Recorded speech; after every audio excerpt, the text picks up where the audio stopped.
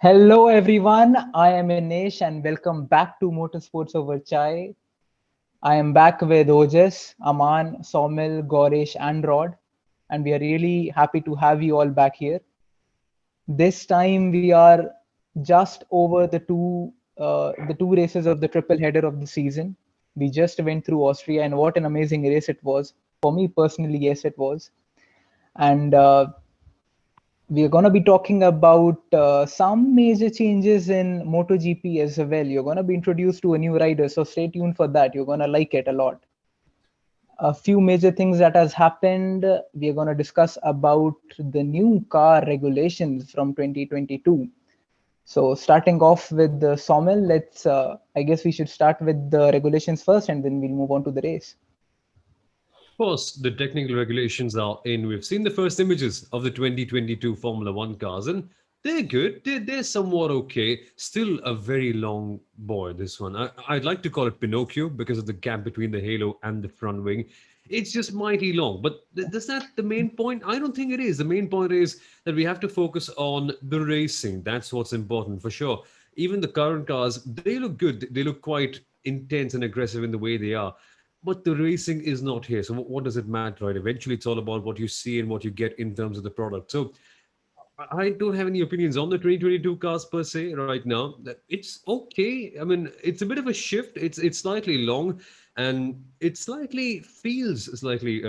It's not broad. What's the opposite of broad? It feels more narrow in that sense. But yeah, I think the main thing we have to focus on is the racing, and for that we've got to wait a little bit. And as we all discussed early on as well, we just got to wait and see what it looks like with the liveries on and what the new wheels look like. Because for now, it's okay. We've got it without the wheels. We've got it without any liveries. It's just a raw design, and from the raw design, not the best in the world, but I think it's functional. It can work. Yeah, I think that as well. So it's interesting how the cars look, and of course the racing is what matters.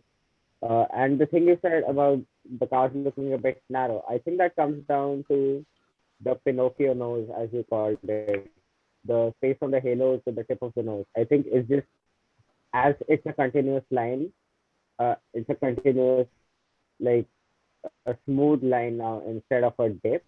I think that's the reason why the cars look a lot longer and narrower. And of course, it has to do with the tires being slightly narrower as well, like both front and back. And then again, the 18-inch rims make them look narrower again, just because of the low profile tires. So I think all of that adds up, and the car looks narrower, which it of course is, but narrower than it should be looking. And speaking of size, I think that is going to be a big factor in improving racing, because I think of course it's just easier to shrink the car instead of making the track wider, right? So I think that's going to improve racing a lot, and especially with the FIA saying that the simplified aero will help as well. We'll have to see when the time comes, but I feel like that racing should take you know a bigger step up next year. That is true. I agree with what Ojas said about the size. It reminds me of that phrase, they say, the bigger the better. Okay, Yeah. so the very first time I came across the photos of this new 2022 car, I Mhm. was actually, not very pleased because I was like, oh no, F1 is the epitome of motorsports racing and the car should look big and bulky and, really, and they should, have that power and roar. But then when I actually thought about it, I kind of came to this conclusion that bigger the car is, the less action there's going to be on track. There's Absolutely. not going to be that much racing, there's not going to be that much fun. So now what I'm looking at these car changes is in respect to Formula 2. I've started following Formula 2 this year, okay, and trust me, I think I enjoyed more than Formula 1 at times because of the very fact that there's more action on the track, there's more bumping, there's more overtakes, and I think just because of this size shrink, Mhm. uh, I guess there's going to be increase in power to weight ratio first of all. Secondly, the cars are going to be smaller, so the overtakes in tracks such as Monaco, which are like infamous for being boring because of no overtakes and things surrounding that. I think it's going to be a really interesting thing and I'm really looking forward to the libraries that companies come out. Yeah, I completely agree with what you said. When the new regs got revealed and they said that, yeah, we're gonna be slowing the cars down, we're gonna simplify the aero. I was like properly bummed out because F1 is supposed to be like the pinnacle of motorsport. It's supposed to be the fastest cars. It's supposed to be, pushing yourself to the limit, pushing the drivers to the limit, and pushing the engineers to the limit. But when they said that, yeah, the cars are gonna be 2.5, 3 seconds slower per lap, it just sort of broke my heart because these cars, I think we all can agree, these current cars are just absolute beasts, especially the 2020 cars.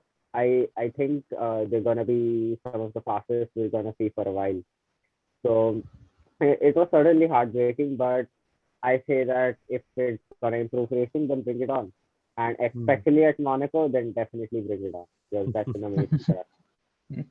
Yeah, I also agree that 2020 cars were beast apart from the SF1000. Let's not count SF1000 as a beast. Oh boy, Sorry, Ferrari. poor But what I'm most excited about the new 2020 regulation is the history. Whenever there is a regulation change, there is a new team that has been dominating. For example, 2000s were dominated by Ferrari and Michael Schumacher, and then there was a regulation change. Then we see Braun GP, and then of course the Red Bull era of 2010 to 2013, and then there was a change in 2014 and the Mercedes all famous 7 years domination and the boring thing which is, let's be honest, the Mercedes domination was not that good apart from the Red Bull. Let's not let's I'm just comparing for a bit. But the new I'm excited about the wind tunnel timing because the lower you finish in the constructor right now, the more wind tunnel time you get. So I think if Williams now with the Dorrington capital and good investment and good people in the management, if they try to turn around, they might be somewhere like Hmm. eighth or seventh in the constructor championship. I'm not saying they will jump like far ahead, but they will be little higher up. That is one thing I'm really excited about. The new, I think the back markers or the teams which are back can be fighting for points more often. That is what I'm looking forward to in 2022. It's interesting you quickly. I mentioned that. Yeah, go for it, Ojas. Yeah. Quickly touching on the sliding scale, as F1 calls it, Yep, yep. I think it will definitely be interesting to see. For example, let's say Williams, right? They're pretty strong this year. They seem to have their act together, right? And uh, we don't know yet, but let's say they keep George for next year as well, you know? So I think Hey, it will come be on. very interesting to see. Very good things, mate.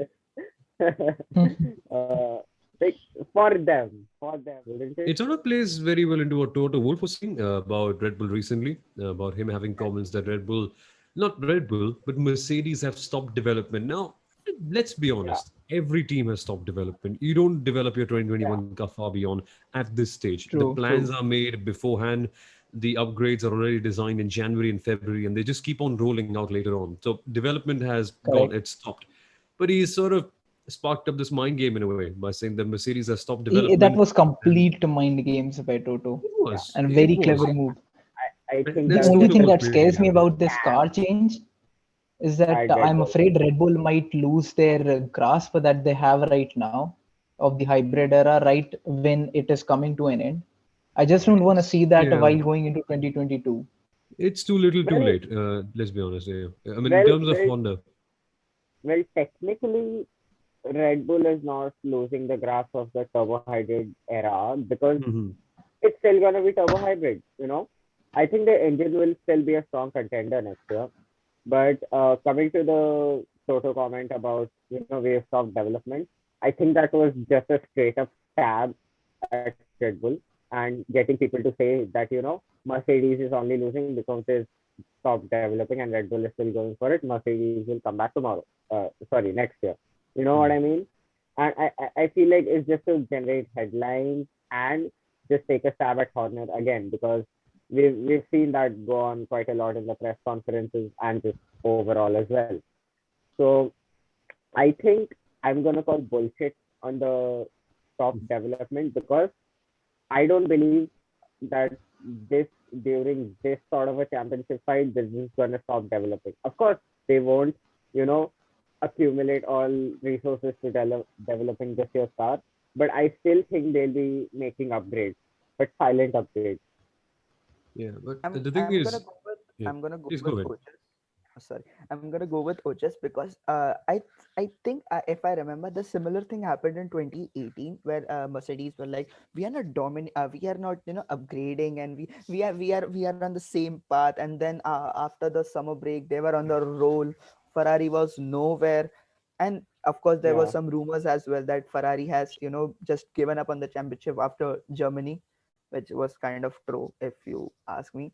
But I think this is, I think if Red Bull is pretty much I somewhere believe in Christian Horner. I somewhere believe in Helmut Marko. We know how good is Helmut Marko when comes to media and things, but I somewhere believe in them that they will not fall for this trap, that they have stopped developing. They will focus. They have Max Verstappen right now. They have Sergio Perez, which is there with Max Verstappen, which Red Bull needs from 2019 to win the championship. Now they have the materials, they have the car. The Honda engine is not a meme anymore, but like Yeah. the VTEC is there. Yes, the VTEC is kicking right now. They got the straight line speed. They have And it's those kicking boosts. ass. It really is. So yeah, I don't think as a race team you just give up on a championship, right? You always are going, even if it is so tempting to focus on next year, it's still a bit of an unknown, right? If you know what I mean. So I think Mercedes is saying that for PR reasons, and secondly, I don't think as a racing team they're just gonna give up on a championship, which they can still win. They're still within a sort of winning, and I think they're gonna throw everything at it, especially with having the PR capability to say Lewis Hamilton is an eight-time world champion. So I think they're gonna go for it. Yeah, I think that too. I mean, Mercedes can't just give up this year because they've been dominating all along since 2014. And I mean, it was just a jab at Christian Horner. And like Aman said, that Helmut Marko and Christian Horner are good with PR. And I mean, Red Bull have a really complete team with their driver lineup. And I think that they'll be able to secure this year's championship, but they'll have to face a lot of grunt work from Max Verstappen and Sergio Perez because it's not going to be easy.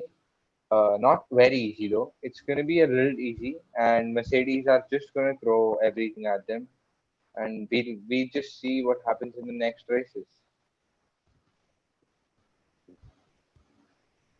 Speaking of races, what are your thoughts on the Syrian GP, guys? It I'll was a wait for smooth ride. everybody else to comment on the Stadium GP and then I'll give my opinions because I personally feel that I'm going to be the odd man out here when I'll be talking about the Oh Stadium yeah. GP. Yeah. Yeah, you pretty much set the stage that you are odd man out when you were doing the intro, because if you see the previous races of the Red Bull Ring, it was interesting. I genuinely like that 2019 one, because Verstappen Super Max Yeah. mode, and that was Leclerc awesome. versus Verstappen, This man. year Yeah. we had very high expectations from the Red Bull Ring Oh yeah. Styrian GP. Oh yeah. Mm-hmm. No, I think that's one factor, because we just had high expectations, because we were just getting good races even at boring tracks, like traditionally Correct. boring tracks. So we thought that it's Austria, it is just gonna hit the fan, right? Things are gonna happen. Some, like, we might get a new winner, who knows? So we were just sort of expecting a lot, but then what we got was a professional race, because, well, if you look at it from 2020 standards, I think we all can agree, first of all, that the first lap was quite spicy. The first two laps, at least. Yeah, they were quite spicy. And then during the first set of pit stops, I think it was pretty cool if any team would go for a two stop. And I think that's about it genuinely. Uh, yeah, like that was the most those were the most interesting parts of the Austrian GP for me. Sorry, Syrian GP for me. I feel like it's just a bit professional just because Red Bull sort of started on the front foot, you know, and Mercedes was just not there. I think I we think should. that Yes, Rod, continue. Yes, Rod, continue. I think the reason we found the Austrian GP in previous years interesting because this is the only track, maybe not only, but this is one of the tracks where in previous years Red Bull showed its form. They turned up their engine powers to 11, this being their home Grand Prix, and this is where they took the challenge to Mercedes. So in the back of our heads, we may have had that thought, oh, Mercedes was dominating for so long, and this is where Red Bull will be able to challenge them. But this year, Red Bull was already ahead of Mercedes from a couple of previous races. So I think that's why it wasn't as interesting from as previous years.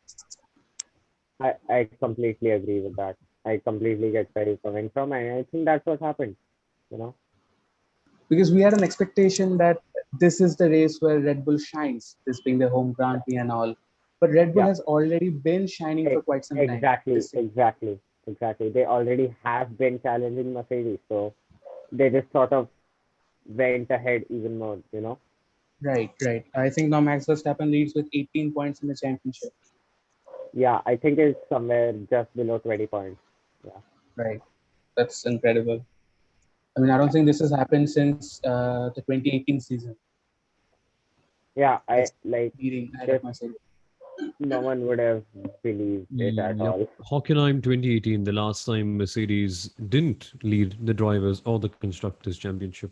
Bit crazy. Let's not go. I can see Let's not go Aman is to a Hockenheim, Ferrari please. fan. Let's not go to Hockenheim, please. It's very heartbreaking for me.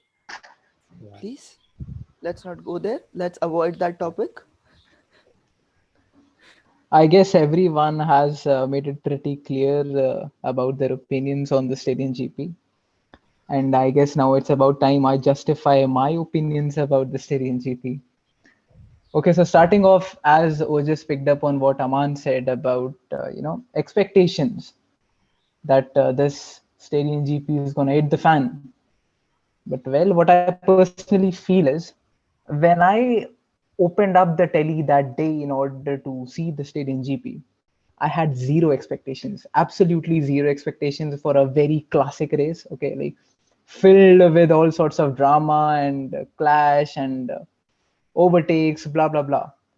What I was very keen on finding out was the strategies. I completely focused on this aspect, strategies this time, because I personally felt that after what happened the previous week, Merck would have been completely short minded and they would be gasping for a win now. Because as we all know, Hamilton would be on Toto's head by now, and Yeah. Bottas is already on the edge. There's going to be Yeah. this constant uneasy environment inside Merck, which made me believe that by till 71st lap, there's going to be Mhm. something that's just going to pop out of nowhere in terms of Yeah. strategies that's going to change the Yeah. whole race again. That Yeah. is exactly what kept me on the toes all this race long, which is why I want to come back to what Somil said about context of a race. The context surrounding a race is what actually makes it a lot more fun and enjoyable for some fans, and for some fans it might not be as good as a race as you know one might think. I I think I think it's an interesting way to look at a race, just not have expectations. That can always guarantee that will always guarantee a fun race. But like as Rod said, I think that was the biggest factor. This being Red Bull's home race, where they usually challenge, whereas they're already challenging, so they sort of ran away with it. And fun fact, me and Goresh actually went to a screening to watch the race live with a bunch of other people. and I invited some of my family to show them the sport I love. And it was a complete snooze fest. They were just sitting there for 2 hours, wondering what the hell is going on. And Rather, just we just saw the yeah, cars in real life over there. That yeah, was way more yeah, interesting. yeah, yeah. So I think this so actually I started thinking after the race. Oh, speaking of after the race, what are your thoughts on Max being warned for that burnout? Yeah, I I was I would like to point out as well. Max Verstappen did burnout on the right hand side near the pit wall. The racing line is left. Michael Massey said the car was behind. I have like racing line. Max Verstappen. How this is behind? I have no idea about it. And of course, Like, how can we forget if there is Michael Massey speaking? Of course, Toto Wolff have been the yeah, mastermind behind this. Like, Michael, this yeah. is not done. This is the I'm gonna tires be the might odd blow man out. out again. uh, Okay, you're the okay. uh, I but personally I feel that the warning is justified to some extent. I won't say for completely, but what? For what? I know. Come on, See, man. what Max He did did it was after the line. definitely a He badass did move. it after the line. Did it near the pit I wall, agree. very I close to the completely pit agree. He wall, did it after the line, and and what he did was absolute he checked savage. if there was anyone close behind, right? Like, Correct, he correct. I agree. just No, let I him think have fun. Latifi was close behind, like 3 seconds behind him. Okay, I couldn't see it on the broadcast, so I'm No, not that's sure. the reason that FIA gave that Latifi was close Acha. behind and suddenly a car slowing down. I mean, the logic of FIA is valid, but Yeah, it's like like it's not a it like is unsafe, recurrent thing. but It is not happening every day, something like that. It's I just a I one-off thing. personally don't think Exactly. so. Yeah, and they Hmm. made sure it was a FIA should one-off. have been more lenient. Like It's not using a such a big penalty, word such guys. as It's just a warning. It's not It's a just a it's like penalty. warning. yeah They Exactly. can they give. just slide it off. It Hmm. was worded a bit harsh, though. I think it's Yeah, it safe was to worded say a it bit was worded harsh. a bit harsh. Yeah. But but I think that was again one of the best moments of the Syrian GT. Like that was actually unexpected. There's your twist in it. There you go. I agree. I agree. It was pretty interesting. Yeah. But to some extent, I kind of agree with FIA here. Yes, I also agree that it was worded a bit too harsh because it can be dangerous, No, it hypothetically definitely speaking. no. Of course, it definitely was. See, whatever reason, if there's a slow car on track, it's always dangerous because simply because of the speed differential, man. Like whatever happens, you can't have a slow car on the track. But since that was the end of the I race, mean, it would be pretty and ironical if you have a yellow flag on the beside the checkered flag for a slow car. yeah, yeah, that would be funny. It But kind of yeah, I reminded feel me like of the it was. time when go Mhm. on. Yeah, I was just saying that it feels like it was justified because it was literally as he crossed the line, and it was his cool down lap anyway, so he'd be slow. So I don't know, maybe he slowed down too much to Massey's liking, or who knows. But yeah, I just hope we get to see that again at some point. You know, of course, there's gonna be crazy shit if he wins the championship. But yeah, I just hope we get to see this sort of emotion expressed through the cars.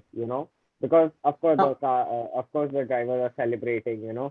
Like pumping fists and saying stuff on the radio, but they don't get to do things like this, which I feel like is not fair.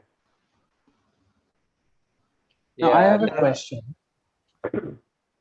Mhm. Which one do you think is more dangerous? When a driver, the winning driver, of course, crosses the line and he dangerously weaves like from left to the right of the track. Do you think that is more dangerous, or what Max did is more dangerous? It all The depends on the weaving. speed because if you're going let's say you're going 70 miles an hour and you're weaving all over the track where there's someone coming at you at like 150, that's not safe at all. But if you're doing 130 and you're weaving, the guy is gonna catch up to you at less of a speed. So again, it all comes down to the relative thing. But But then again, context as matters, Max right? was, yeah, I mean, context matters. Of course, what I mean to context say is matters. like, True. say you're doing 130 or whatever you said, and Mhm. let's say the gap from first to second is something like a second or 2 seconds or something really close. So at that time, you're not gonna pull off those those outrageous moves like weaving or slowing down. You're gonna want to Yeah. cross the line as fast as possible. But if you have a lot of gap to the second place, like 12 seconds, 10 seconds, whatever, like a huge gap that even if you slow down, the second place car won't be able to catch. If you have that gap, then it doesn't become that dangerous. The only reason FIA deems it is dangerous is because of the lapped cars, like say Latifi. But another Yeah, mentality yeah. about It doesn't cars, matter if it's the car behind you is for position or not. There is right? a car behind you, so it's dangerous. No, But but the yeah, thing about lap cars is they will usually not overtake the leader right before the final lap on the checkered flag. Because if they do, they will have to do another lap. So the that's lap not the cars point. usually That's not slow the down. point. That wasn't Michael's point. Yeah, yeah, Gaurish, go for it. Yeah.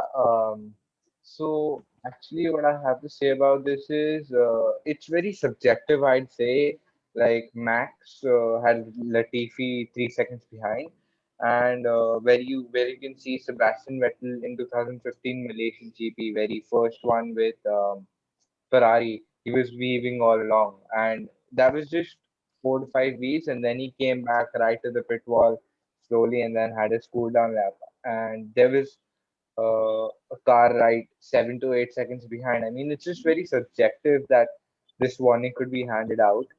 And yeah, I think Max's emotion was pretty much justified, but FIA's warning was not. I'd just say that. It was just Max displaying his emotions with the car because these drivers aren't allowed to actually do anything with the car. It's because it's just not their car, it's the team's car. And yeah, It's Hey, come like on, Red man. Bull, Come on. Red Bull That's not ring, fair. Red Bull It ring is to their car. Red Bull ring to Red Bull is what Monza is to Ferrari. So Yeah, they might yeah, celebrate that as well. something good. That as well. True. Hmm. Yeah. I just saw this video, I guess yesterday or day before yesterday. Do anyone of you follow Carwow? I Oh yeah, follow I yeah, do, I Carwow. yeah. do, Oh, I I do, I think do, Yeah, you're so I talking do. about the they drag Yeah, race made this article. yeah, the Oh, drag video race. my about God. Formula 1 versus Chiron. So that strikes me when Unnecessary. he was asked to, when Coulthard was asked to, do the drag race again. Uh-huh. Yeah, yeah, There was yeah, this yeah. one line he stuck with, okay? The team is If the Yeah. happy. team's I am happy, happy. I'm And the happy. team is happy I'm having. But then again, it's a show car, and I think that's a scripted line because if you guys follow Carwow, they always do three races and they make it seem like they're just going for another one. They try to make it seem Exactly. casual. But yeah, so there's that. But I don't think it's fair to say that it's the team's car. It is just as much as it's the team's car as it is theirs. You know, if it was just the team's car, Ferrari wouldn't have gifted his to Kimi. You know, his Kimi, race winning true, car to true. Kimi. Yeah, whereas it's been like mine and kept it. So I don't think that's fair to say. So yeah, speaking of boring races, I'm I love Yas Marina, so I'm partial to it. But it has been generating snooze fest of races, and they're gonna change the layout. So what are your guys' thoughts? The layout change isn't that major, is it? Well, it is made it is quite major if you look It at it in smooths out the 3D because corners. you just look at it from the top, it just feels like they're putting They've different they've corners changed in. only three corners, right? Three or two corners, something. Well, two are major changes. The main hairpin coming onto the straight, the first DRS straight, and Mhm. then there's the three corners, the triple chicane at the end of the second DRS straight. So those are the two major changes. Then the hotel section where you go under the hotel. Yeah. So those corners are gonna be slightly tweaked in terms of radius as well. So I think if you just look at it from the top as a track layout, there's not you're gonna be like, how is this gonna help? But if you look at it from a different perspective, if you look at it while you're standing on the track, you realize, oh, it's gonna be banked. So that's a different, that's a different factor when it comes to racing. So I think because of the bank corners, you can carry more speed and follow the car behind, and it relies more on mechanical grip rather than aero grip bank Hmm. corners. Hmm. So I think just because you can stay behind the car closer, I think it'll help increase the chances of overtaking. Have you heard that rumor that Fernando Alonso was unhappy with the Yas Marina layout change? Oh, Well, Yeah, Why does he because want I to did lose not because another know about this. championship? या because Fernando was अगर ये 2010 में होता तो मैं जीत सकता था तो अभी करके फायदा नहीं है Too little, too late. Yeah. I don't know, man. Just I it doesn't matter if it was Roman. I feel like all drivers have opinions. So if he doesn't like it, he doesn't like it, right? Not that he Don't has any really. power to do something about it. Exactly. That is true. That is true. Yeah. Yeah. So I feel like it will improve racer.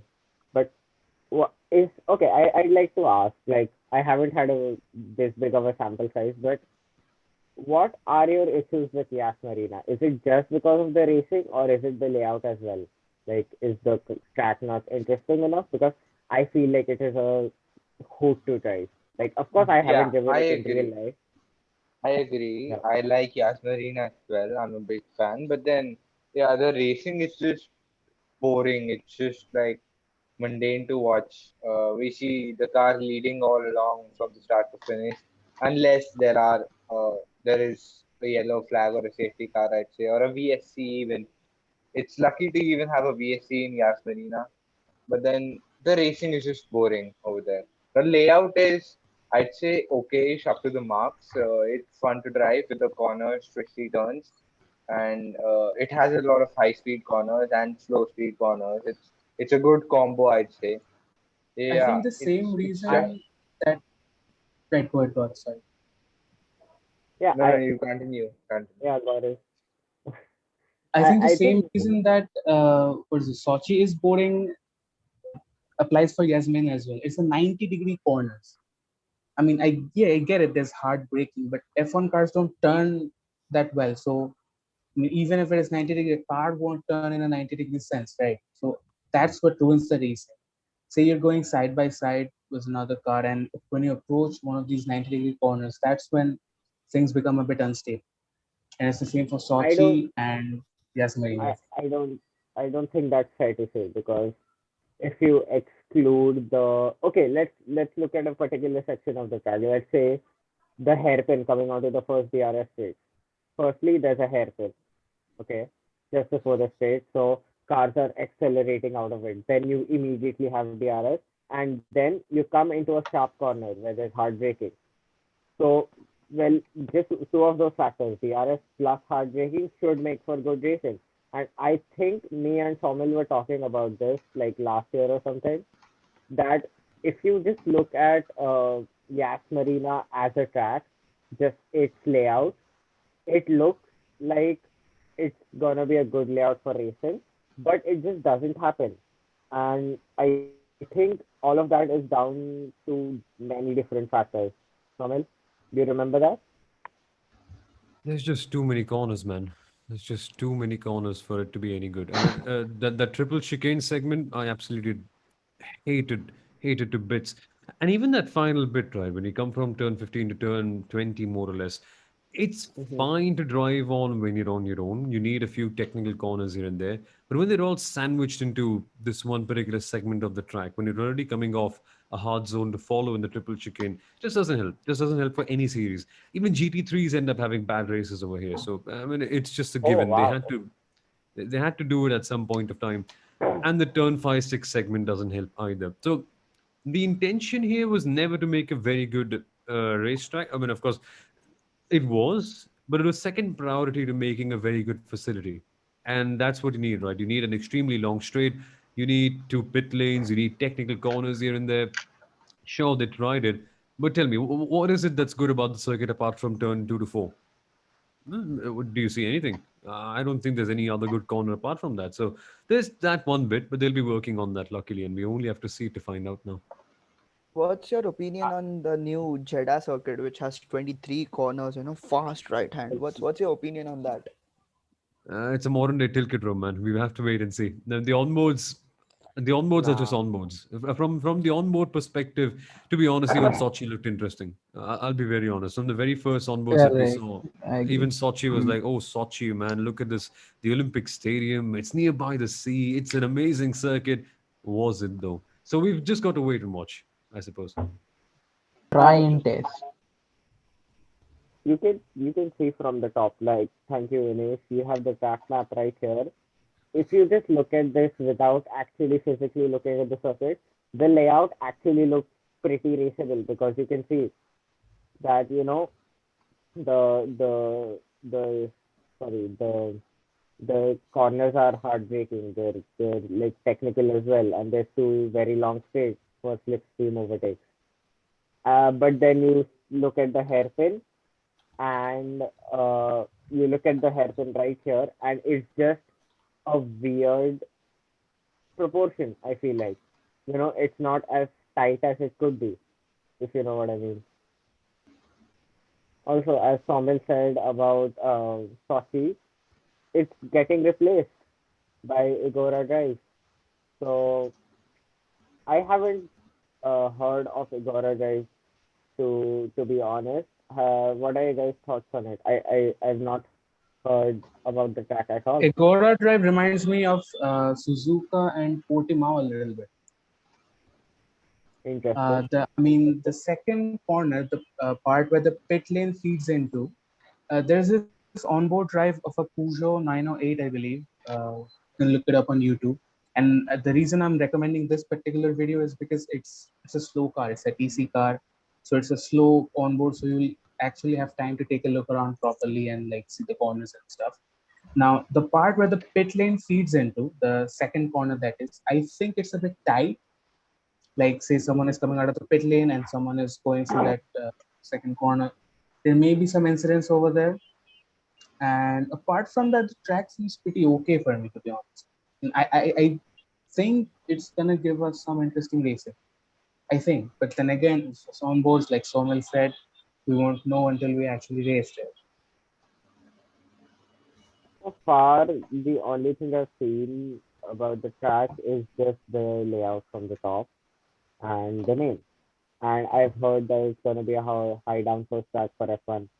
So I think it'll be interesting to see that even with next year's cars, will the racing be good? Because yeah, the track looks fun to drive, that's for sure. But I think the racing will just have to wait and watch. Agora has certain aspects from other circuits which are actually good circuits. Like the final section of the final couple corner sequences in Agora reminds me of the Suzuka. Okay, so talking about older tracks such as Imola, something came back on the grid of motorsports after 19 years, and that is Kenya Rally, the World Rally Championship grounds that are in Africa. And it happened this last week itself. I guess it started on Thursday. And was it good? It's one of the best grounds for rallying, as what all the motorsport fans, all the rally fans say all over the world. And I think it's gonna be a very big contributor to really interesting rallies coming up. Apart I agree. from Kenya, pardon? I said I agree that Okay.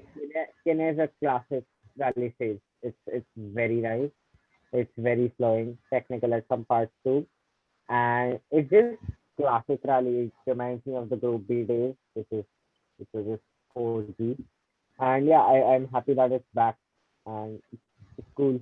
I think WRC fans really enjoy, and spectators. Oh, especially the wildlife over there, unwanted spectators is a big deal to the drivers, and I think we already saw a bunch of near misses, which was cool.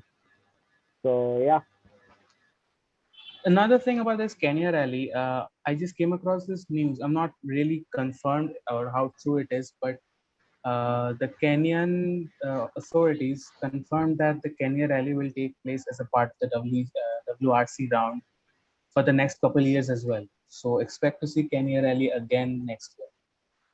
That's what I wanted to say. Go. Let's go. And hopefully we get the links to such rallies easily.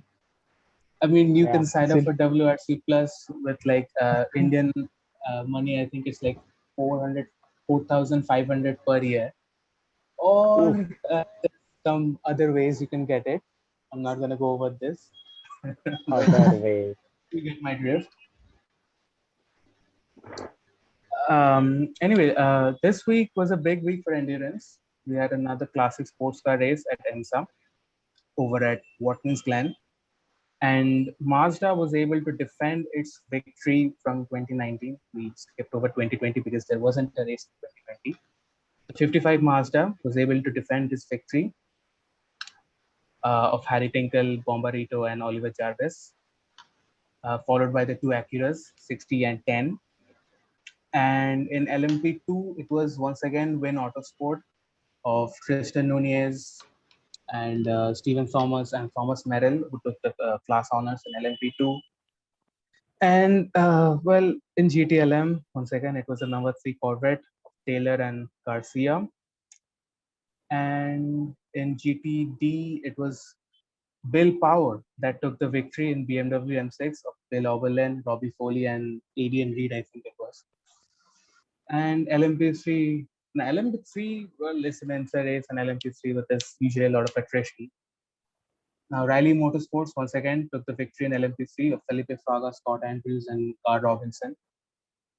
There was another BMW GT3 win the same weekend, and that was over at NLS Round 4. That was the BMW Junior team, number 44 of Neil Verhagen, Dan Harper, and Max Haza. The interesting thing about this victory of the BMW Junior team over at NLS is that this is the first time such a young winners have came across in NLS. The average age of the winning drivers was 19.6. It's less than 20 years.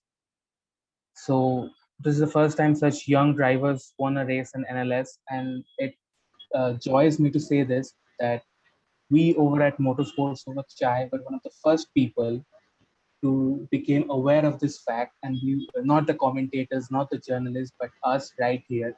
We were able to convey of this incredible statistic and incredible WTF1 who, man? WTF1 who? Let's go.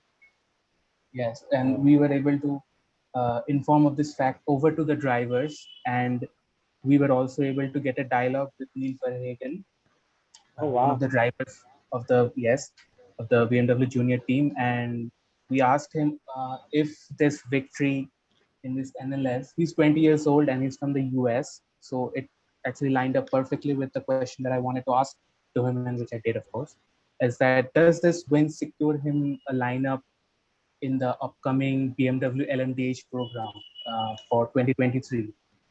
Now, he claims that he does not have much information on it. It felt a bit sketchy. Maybe I felt like it was a PR related answer, but then over the next day, John Daggies of Daily Sports Car came up with a news report that a lot of things over at BMW are still pretty uncertain. Like if they want to do LMDH and GTD Pro over at IMSA parallelly, a lot of things are still undecided. So here's to keeping our fingers crossed for the best, and hopefully we'll get more great races like this. And it's set to be a big year in 2023. So let's see what happens there. That is true. That is true. I mean, it was pretty great that you got a word out of him. To be honest, it's quite big for us. And when I actually think about drivers of age 19 and 20 in such big races and all, my mind automatically comes back to myself. Like, I'm gonna be turning 20 this year. What the fuck am I doing with my life? You're getting my point, right? Yeah, So, no, I get it. nevertheless, it's quite fun to have a word with all these drivers that are going to come up and make the sport yet more amazing with every passing year.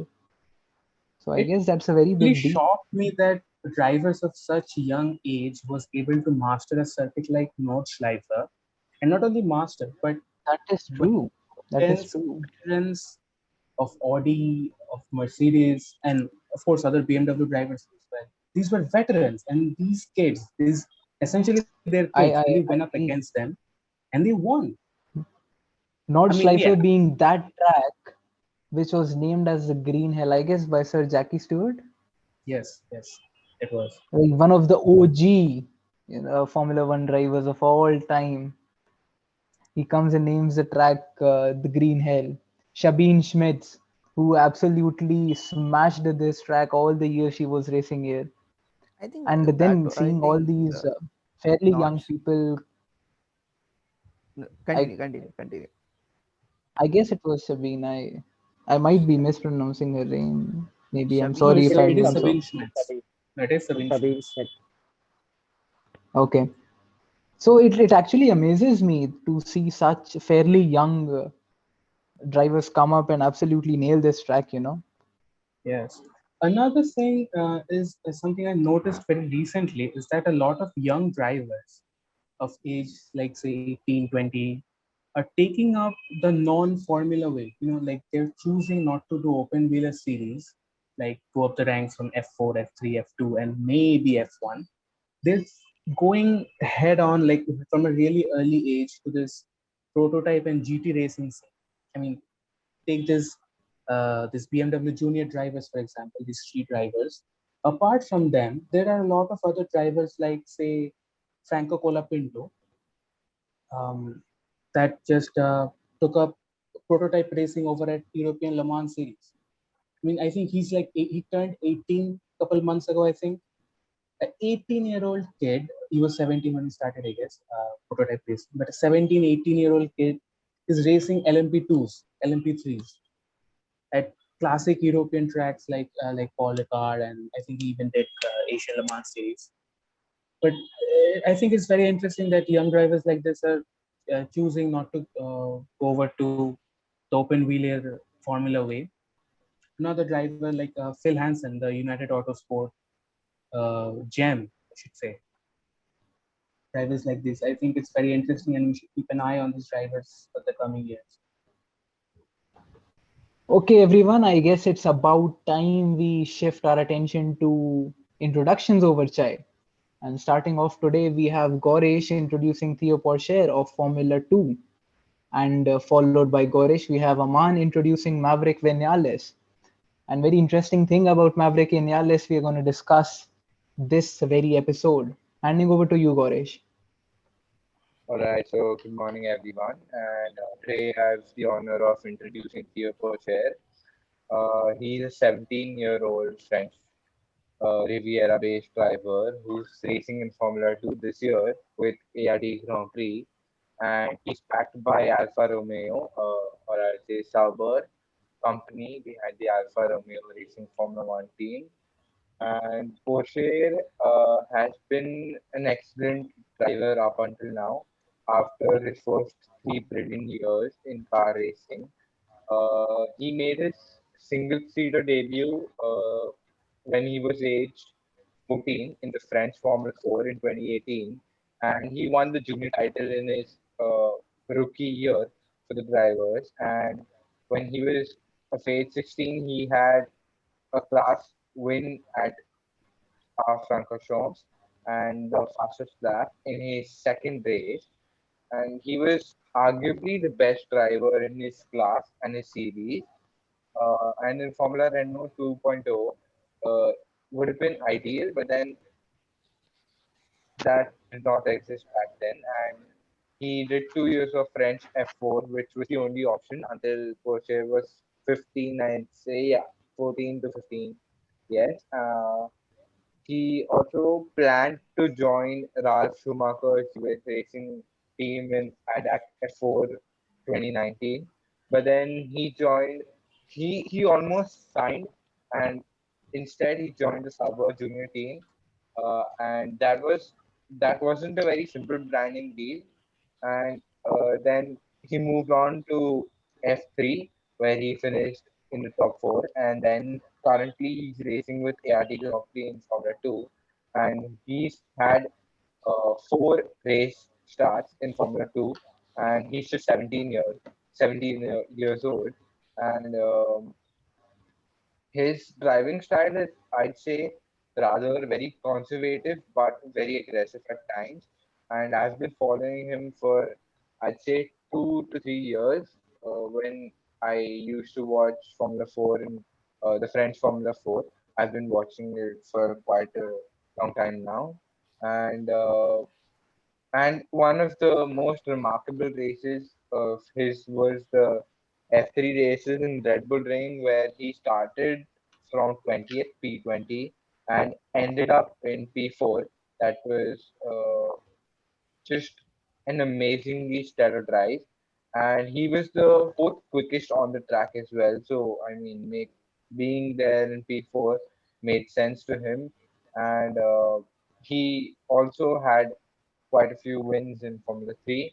And he was with Prema Racing Team in Formula 3. And um, currently he's in ART Grand Prix.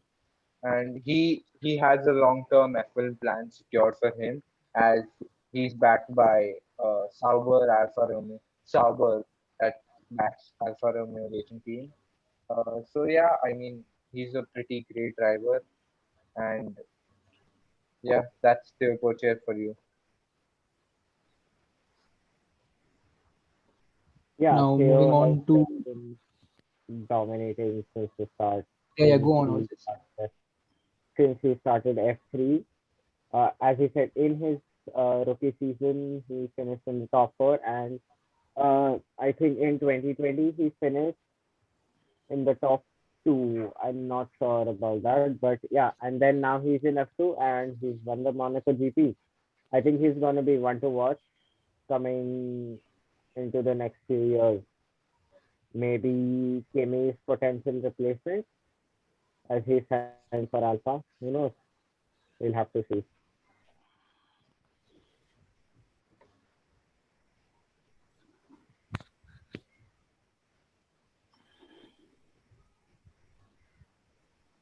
All right, thank you, Otis. It was great having you here with us. And now over to Aman. Aman, you're introducing the MotoGP rider. So today we will be introducing you guys to Maverick Vinales. Maverick The Vinales, OG Maverick.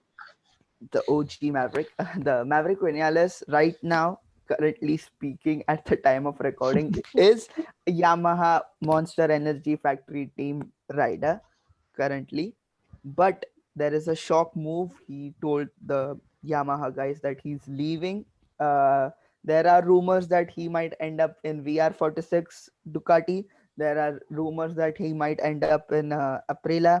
There is also a rumor that he might end up where he started, that is Suzuki X-Star racing team.